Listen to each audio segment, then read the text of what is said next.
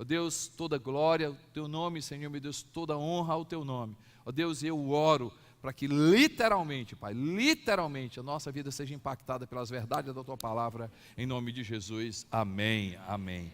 Abra sua Bíblia, por favor, no livro de Lucas, no capítulo 10. Lucas, capítulo 10, a gente vai ler do 25 ao 37. Lucas, capítulo 10, 25 ao 37. Certa ocasião, um perito na lei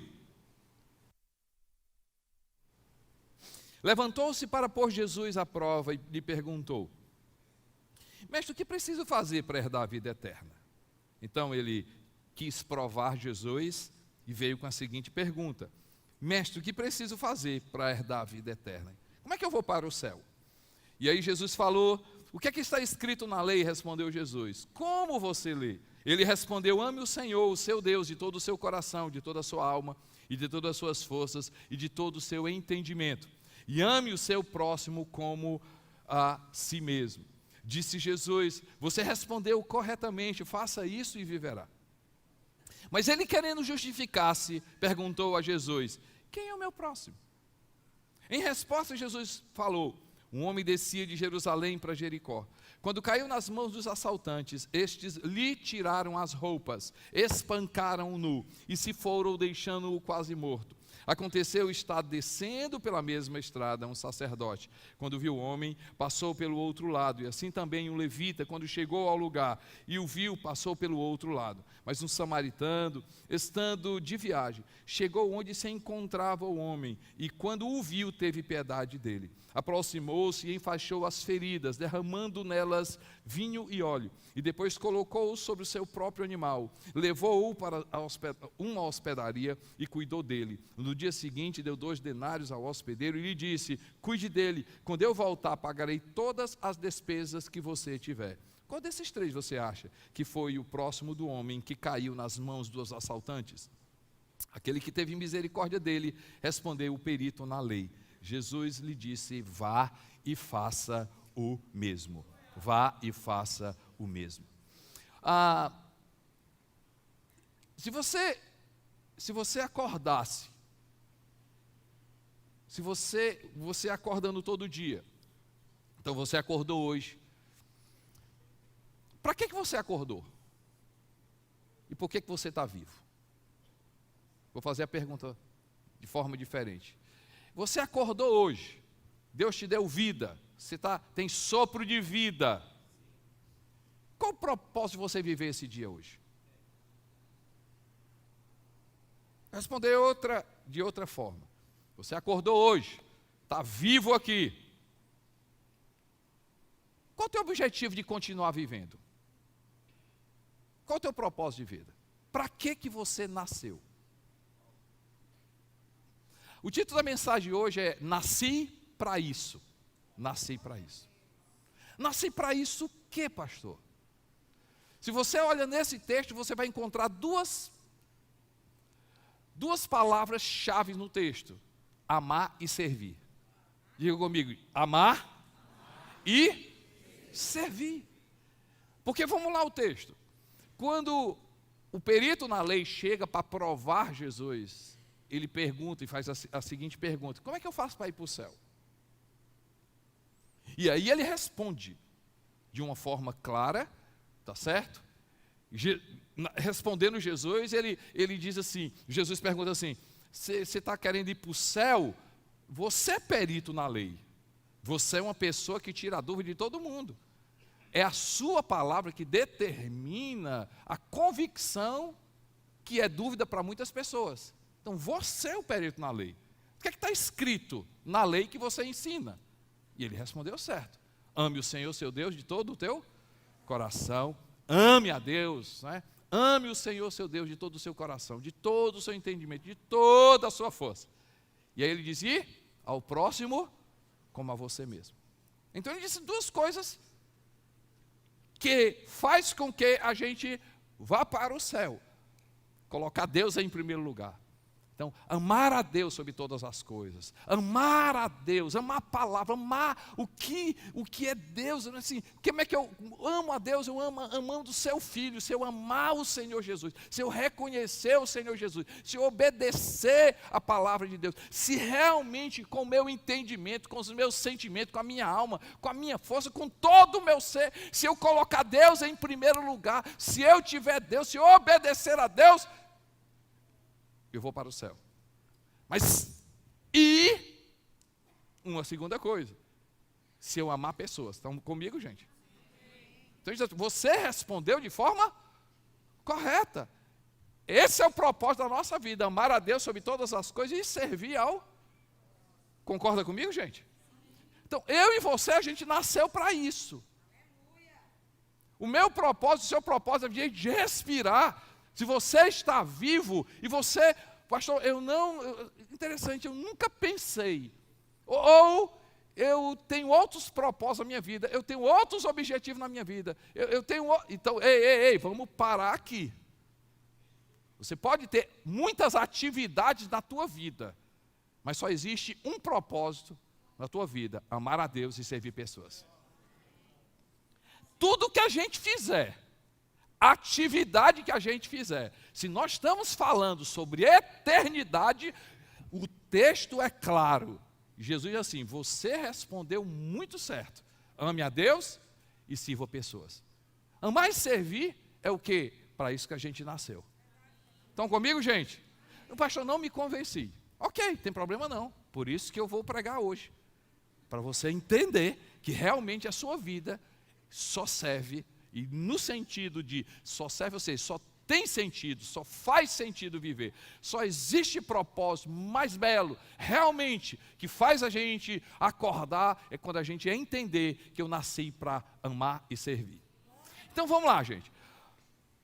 O perito perguntou: como é que eu vou para o céu? Se hoje você chegasse diante de Jesus,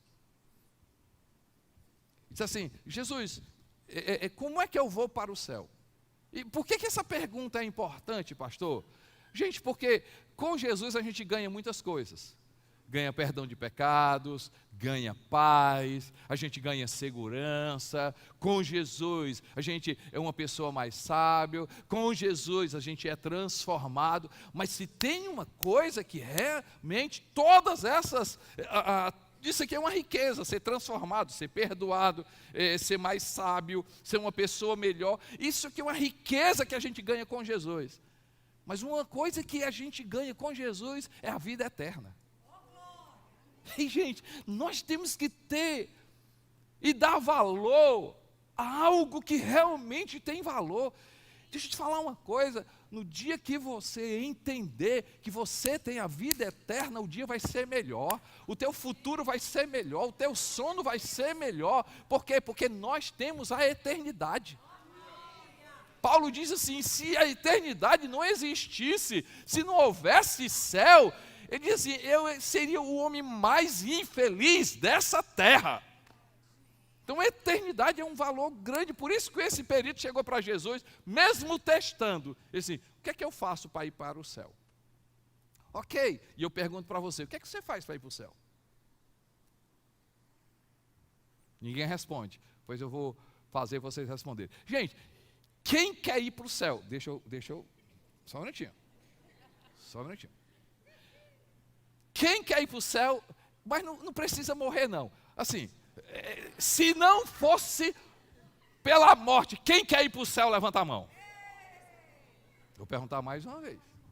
Sem passar pela morte, quem quer ir para o céu, vida eterna, se encontrar com Jesus? Ei, gente, conversar com Davi, comer açaí sem gordura, ei, chocolate sem nenhum problema. Quem quer ir para o céu, bater papo com Abraão, perguntar a Davi sobre Golias? Ei, quem quer ir para o céu, perguntar a Jesus sobre qualquer assunto? Quem quer ir para o céu, conversar com Adão e perguntar: Adão, tu tinha um umbigo ou não?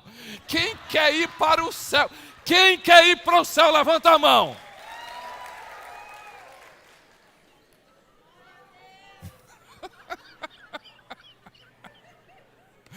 Vamos voltar, volta. Ok, o que é que você faz para ir para o céu? Esse foi o assunto. E Jesus sabia que ele queria pegar Jesus, era uma pegadinha. E aí quando ele chegou com essa conversa, como é que eu vou para o céu? A conversa é essa, gente. Se você pegar o texto é bem claro. O texto diz assim: mestre, o que eu preciso fazer para herdar a vida eterna? Em outras palavras, o que é que eu preciso fazer para ir para o céu? Aí ele responde certo. Amará o Senhor teu Deus, tal. O texto não fala. Lucas, ele não entra em detalhes, mas se você olhar o texto, ele diz assim: mas ele, querendo justificar-se, perguntou a Jesus: e quem é o meu próximo? Porque a primeira parte está correta, mas Jesus sabia que no coração dele tinha alguma coisa que não estava funcionando. Porque o texto não fala, mas com certeza Jesus chegou e disse assim: fantástico, legal, fantástico, você respondeu certo. Então eu quero fazer algumas perguntas para você. No seu dia a dia, como é que você demonstra esse amor a Deus para ir para o céu? Não entendi, Jesus. Não, vou fazer a pergunta de novo.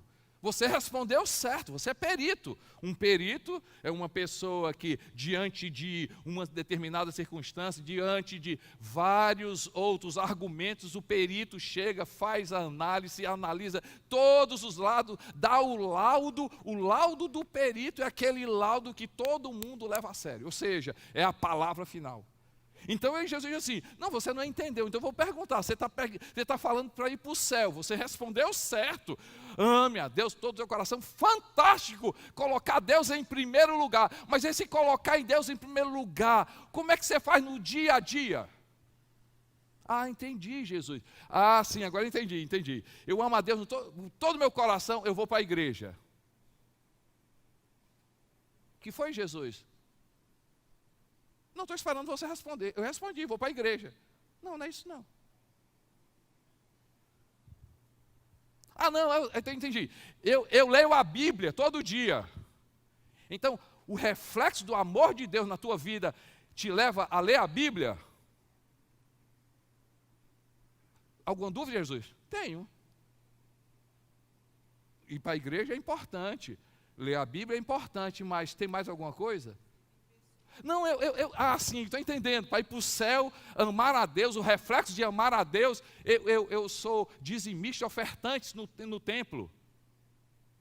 É legal, ir para a igreja, ler a Bíblia, ser dizimista, ofertante é importante. Tem mais alguma coisa? Jesus, ora, isso é... não, eu jejum também. O que foi, Jesus? Não, estou esperando alguma coisa. Não, Jesus, assim, eu vou para a igreja todo dia. Não, você já disse isso. Eu oro. Não, ir para a igreja, orar, jejuar, isso é importante, mas tem alguma coisa a mais? Com certeza, Jesus diz assim, interessante, né? Você é doutor na lei, mas analfabeto na prática. Por que, Jesus? Porque amor a Deus que não se transforma em amar o próximo é simplesmente excelente no discurso, mas péssimo na prática.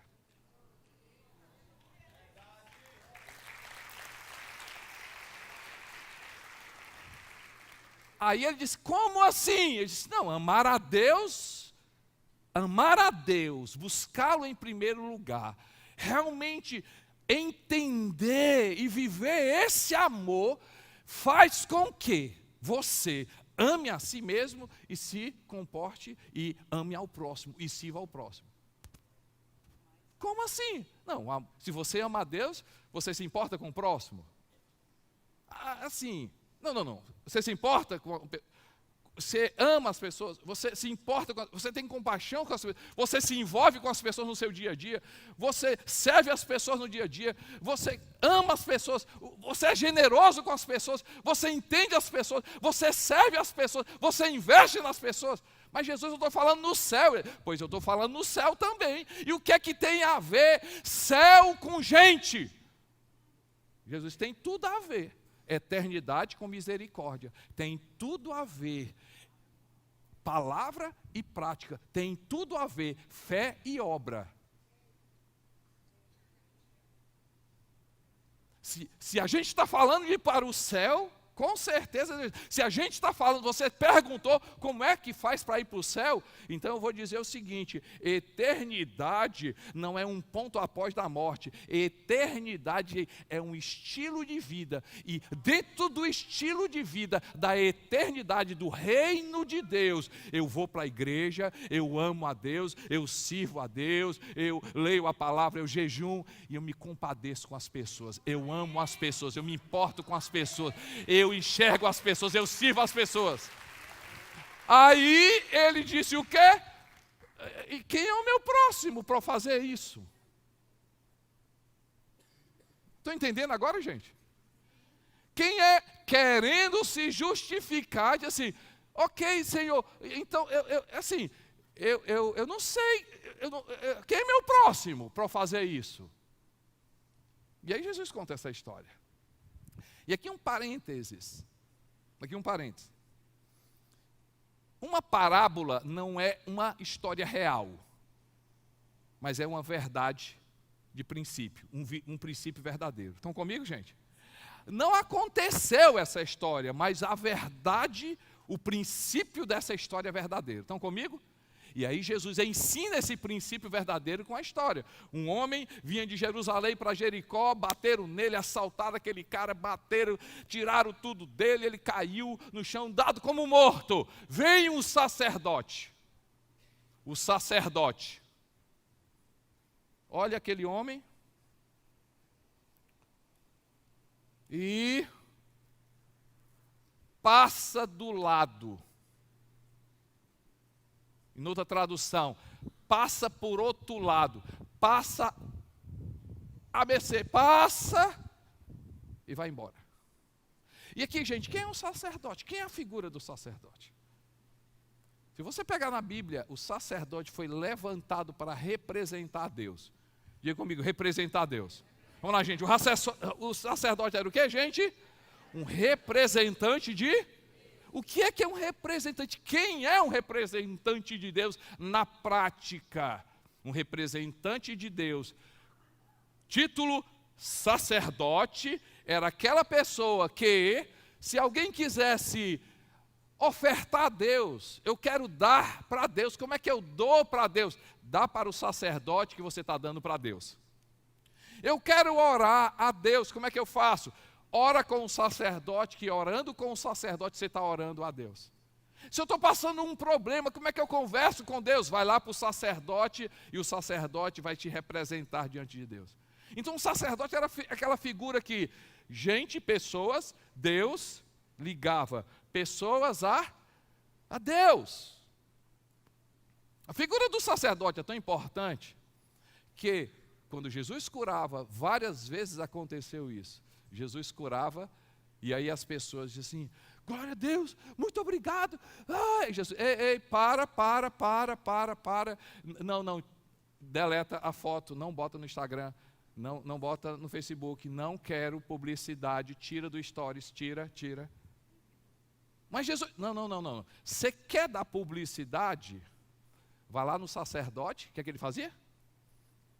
Brincadeira à parte, né? Vai lá no sacerdote, apresenta a tua oferta ao sacerdote. E se você fizer isso, nas palavras de Jesus, você está fazendo para Deus. Então o sacerdote era uma figura muito importante.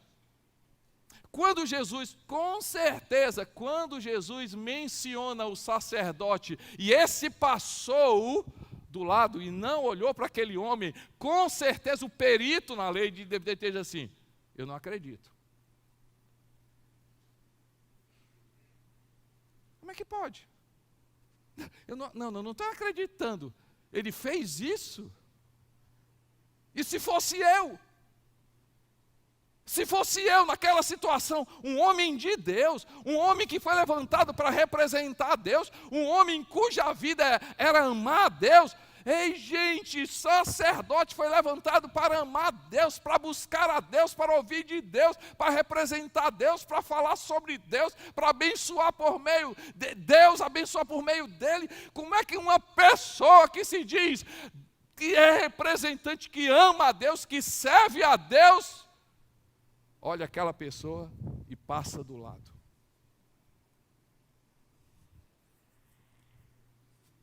Quem quer ir para o céu aqui, gente? Já diminuiu. Quem quer ir para o céu aqui, gente? Quem ama a Deus aqui? Quem ama a Deus aqui?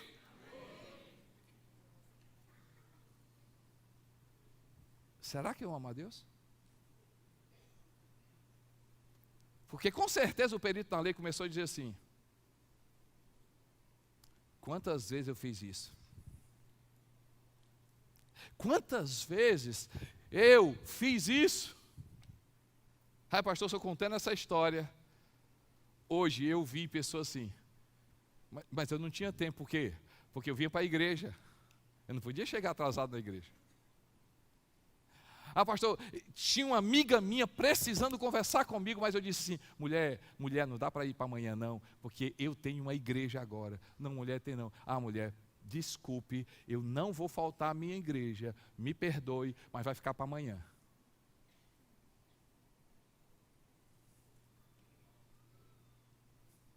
O sacerdote, ele não ajudou, porque na cabeça dele não é minha função. Eu não fui chamado para isso, eu fui chamado para ir para o templo, eu fui chamado para sacrificar a Deus, eu fui chamado para orar a Deus, mas para ajudar pessoas, eu não fui chamado não.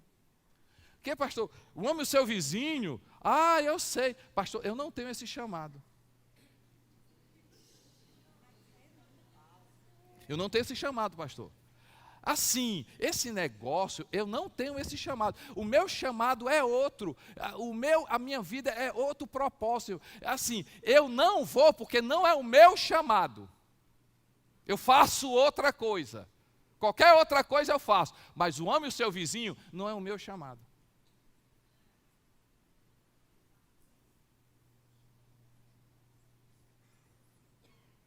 Não é o meu chamado?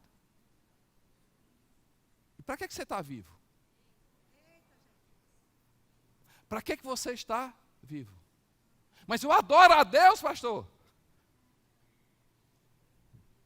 Eu adoro a Deus, eu sinto a presença de Deus. Eu amo adorar a Deus. Como é que é aquela música? Quebranta as muralhas, quebra as muralhas. Como é? Desce as montanhas para me encontrar. Derruba as muralhas para me encontrar. Oh, incrível, infinito, ousado amor de Deus. Não descansa com as 99, se uma se... Eu gosto, pastor, essa parte eu gosto. Eu não mereço, mesmo assim se entregou. Oh.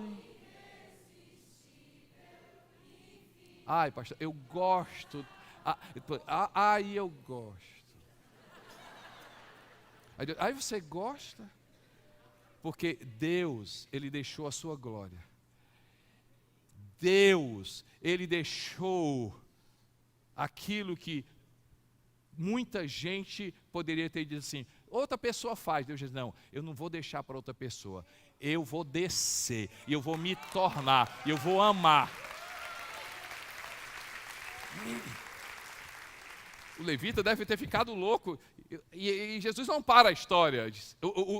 O perito na lei deve ter ficado louco. Mas Jesus conta a história. Continua. Mas vinha um levita. Levita.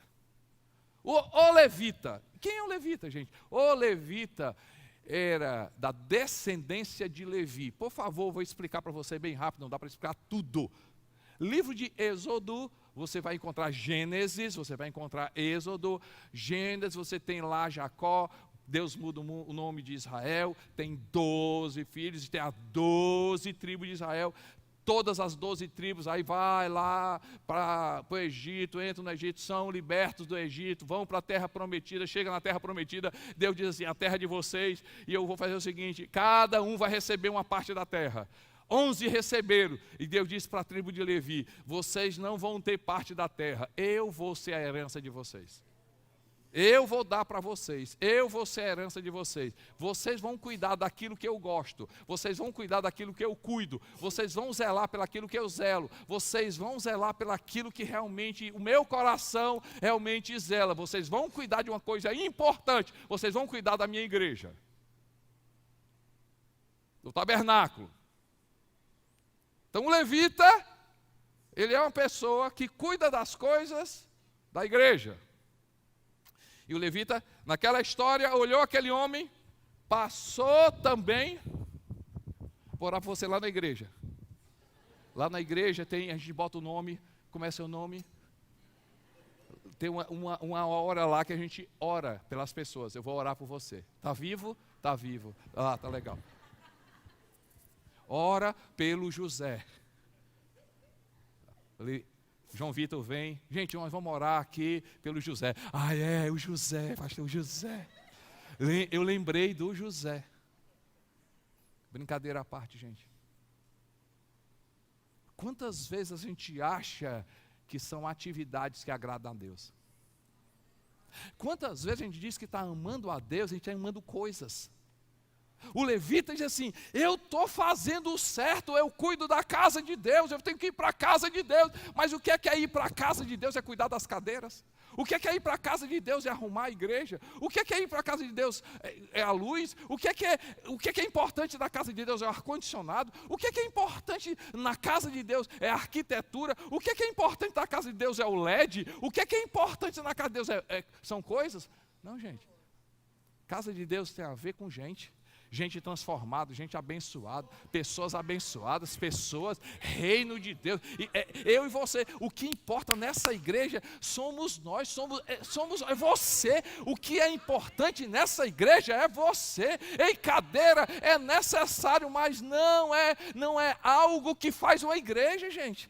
Cadeira é importante, mas não é determinante. Luz é importante, mas não é determinante. Ar-condicionado é bom, mas não é determinante. O que faz uma igreja é você ser transformado, é você conectar com Deus, é você amar Jesus, é você amar a palavra, é você. O levita diz assim, eu vou cuidar da igreja. Mas igreja não é coisa, igreja é gente. Ei, mais importante do que a cadeira, do que limpar o templo, o importante é aquela pessoa. Gente, isso é sério. Quem quer ir para o céu? Quem ama a Deus?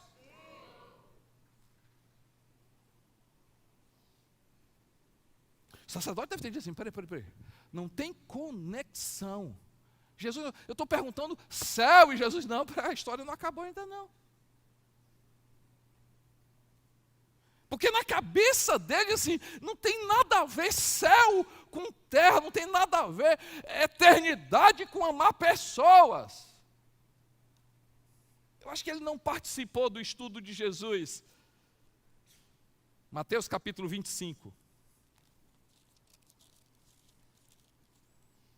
Mateus capítulo 25. A partir do versículo 31.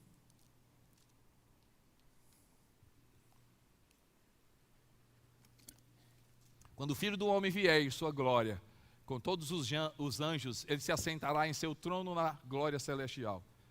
Todas as nações serão reunidas diante dele, e ele separará uma das outras, como o pastor separa as ovelhas dos bodes. E colocará as ovelhas à sua direita e os bodes à sua esquerda. Então o rei dirá aos que estiverem à sua direita, venham o bendito de meu Pai, recebam como herança o reino, venham para o céu, que foi preparado para você. Volta. Para vocês desde a criação do mundo. Obrigado, desculpe. 35. Pois eu tive fome, vocês me deram de comer, tive sede, vocês me deram de beber, fui estrangeiro e vocês me acolheram, necessitei de roupas e vocês me vestiram, estive enfermo, vocês cuidaram de mim, estive preso e vocês me vestiram. Então o justo disse: Senhor, quando te vimos com fome, te demos de comer, e com sede te demos de beber? Quando te vimos como estrangeiro e te acolhemos, ou necessidade de roupas e te vestimos? Quando te vimos enfermo ou preso e fomos te visitar? O rei responderá: diga a vocês, o que, gente? O que, gente? Fizeram alguns dos meus menores irmãos, a mim o fizeram. Jesus está dizendo o seguinte: ei, quer eternidade, quer coerência, quer viver na coerência de amar a Deus? Então, no dia a dia, entenda que você foi chamado para amar a Deus e servir pessoas. Porque tem conexão. Mas pastor, peraí, agora eu me confundi. Então quer dizer, se eu faço obras, eu sou salvo? Não. Salvação sempre vai ser por meio de Jesus. Jesus é a causa, Jesus é o fundamento. Mas quando eu sou salvo, Jesus na minha vida, ou seja, o reflexo de Jesus na minha vida, o reflexo do amor de Deus na minha vida, o reflexo de Jesus na minha vida, tem que, no dia a dia, me levar a amar e servir pessoas. Porque isso sim faz com que a eternidade seja estilo de vida na minha vida. Mas a história não acabou. Jesus chega e apresenta o samaritano. O samaritano, na ótica dos judeus, é um povo impuro. Na ótica dos judeus, os samaritanos, assim, não, samaritano, Deus não ama, Deus não gosta desse povo. Mas foi justamente o samaritano. E eu acho interessante detalhes que Lucas escreve dessa história contada por Jesus. Ele vem no dia a dia dele, ele vem na estrada dele, ele vem no rumo dele, ele vem no trabalho dele, ele vem no dia a dia dele. E quando ele vê aquele homem, assim, a minha atividade é essa, eu faço isso, eu realmente vivo disso, eu realmente tenho uma provisão disso, mas o meu chamado é amar a Deus e servir pessoas. Quando ele viu, o que é que ele fez? Assim, esse é o meu chamado, cuidar de gente. Vocês não entenderam, não. O meu chamado, pastor, é ser médico. Não, o seu chamado, Deus te deu a capacidade de ser médico, mas o teu chamado é amar pessoas e servir. Pastor, eu sou empresário. Deus te deu a capacidade de ser empresário, mas o teu chamado é amar a Deus e servir pessoas daquela empresa. Mas o meu é professor. Não. O meu chamado é ser professor. Não. A tua atividade é professor. A tua provisão, a tua capacidade de gerar provisão, Deus te deu de ser professor. Mas o teu chamado é amar a Deus e servir pessoas. Ai, pastor, o seu chamado é ser pastor. Não, Deus me deu a capacidade de pregar. Mas o meu chamado é amar a Deus e servir pessoas. Não tem jeito, gente, não tem jeito. Aquele samaritano diz assim, eu trabalho, mas quando ele viu pessoas, diz assim, aqui está meu propósito de vida. Ele parou e teve compaixão. Primeira coisa que eu aprendo com o samaritano, autorresponsabilidade, compaixão, servir as pessoas é uma decisão. Diga comigo, gente, é o que, gente? Uma decisão. Porque Jesus está na minha vida. Se Jesus está na minha vida, o amor está na minha vida.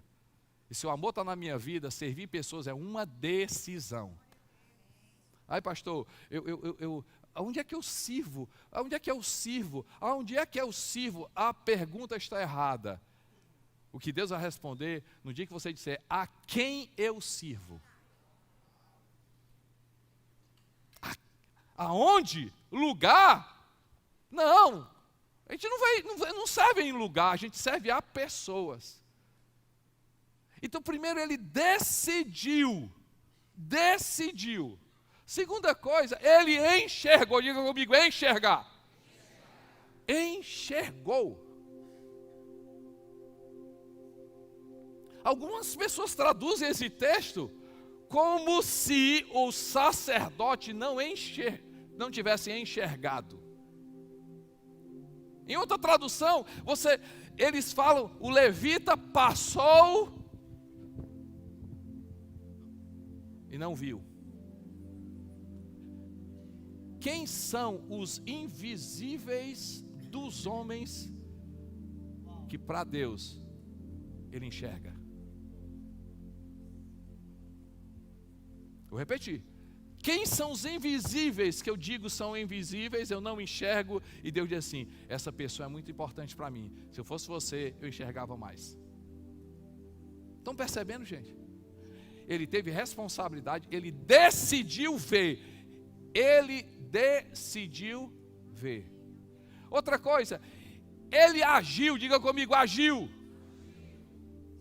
Ele agiu. Rômulo. Prática. Tiago, irmão de Jesus, diz assim: fé sem obras, morta. Fé sem obra é morta. Eu aprendo com esse sacerdote outra coisa, gente. Servir custa, diga comigo, servir o quê? Servir o quê, gente? Servir o quê? Custa.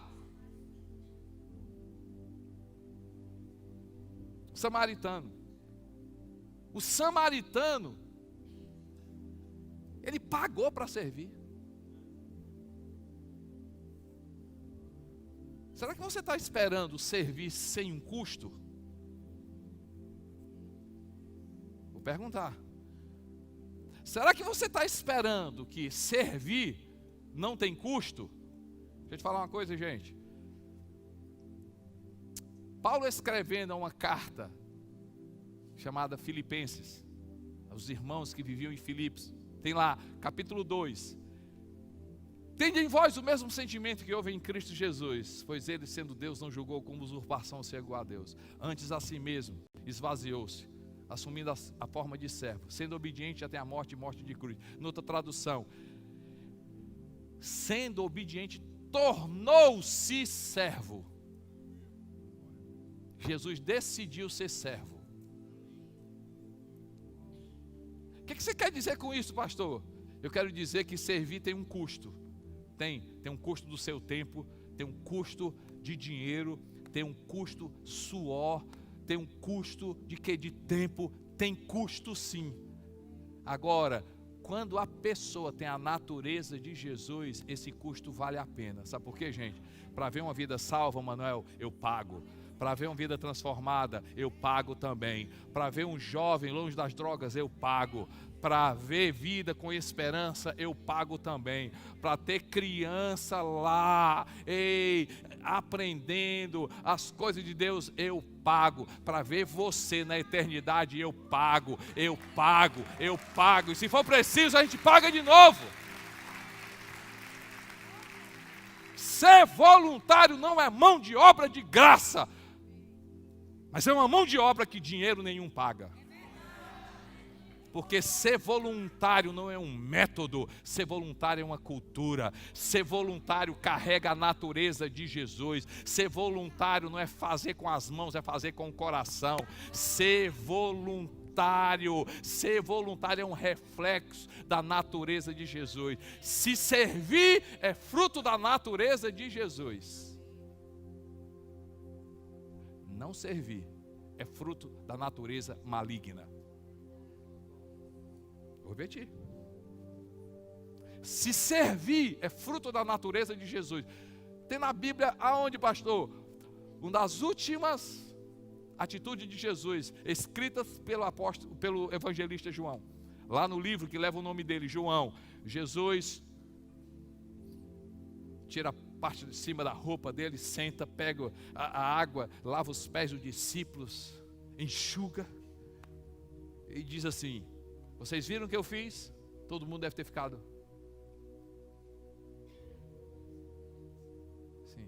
Vocês me chamam mestre e senhor. Eu sou senhor e mestre. Se eu fiz isso com vocês, vocês devem fazer o quê? Uns com os outros. Ou seja, Jesus diz assim: a minha natureza não é ser servido, a minha natureza é servir. Então, se servir a natureza de Jesus, não servir, é fruto da natureza maligna. Pastor, o que você quer dizer com essa história? Eu quero dizer com a história, gente, que hoje a gente tem a chance de sair daqui com o coração transformado. Hoje a gente tem a chance de sair daqui e dizer assim: Jesus, Meu Deus. Quem sabe eu olho essa história, quem sabe a gente lê essa história. Gente, quantas vezes eu li essa história e na minha cabeça é uma crítica para o sacerdote e o levita. Mas se a gente for sincero, isso aqui é uma história para eu e você a gente parar e dizer assim: meu Deus, quantas vezes na minha vida eu tenho sido esse sacerdote, esse levita. Quantas vidas ao meu redor, ao seu redor, no seu condomínio, no seu ambiente de trabalho, na sua escola, na sua faculdade, e você preocupado com afazeres que não tem a ver com aquilo que a gente começou do começo. O seu propósito de vida é amar a Deus e servir pessoas. Amar a Deus e servir pessoas. Eu quero orar hoje. E minha oração, assentado como você está,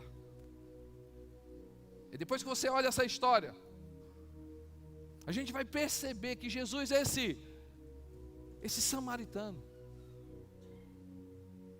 que deixou a sua glória e foi ao meu encontro, foi ao seu encontro. Parou, investiu na minha vida e na sua vida, pagou um preço. Naquela cruz ele pagou um preço. E se fosse preciso ele pagaria de novo, mas não precisa. Um sacrifício de Jesus valeu pela minha vida e pela sua vida. Ele se importou comigo e se importou com você. E a minha pergunta é: você está vivendo para quê? Juntar dinheiro? Você está vivendo para quê? Comprar bens? Você está vivendo para quê? Conquistar mais e mais? Você está vivendo para quê? Ei! Se a sua visão é só terrena, você está indo muito bem. Mas se a sua visão é a eternidade,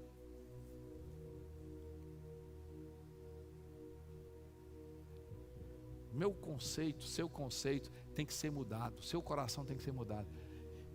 Graças a Deus que eu tenho dinheiro, glória a Deus pela sua empresa, glória a Deus, ei, Deus te deu a capacidade de fazer isso, usufrui, ei!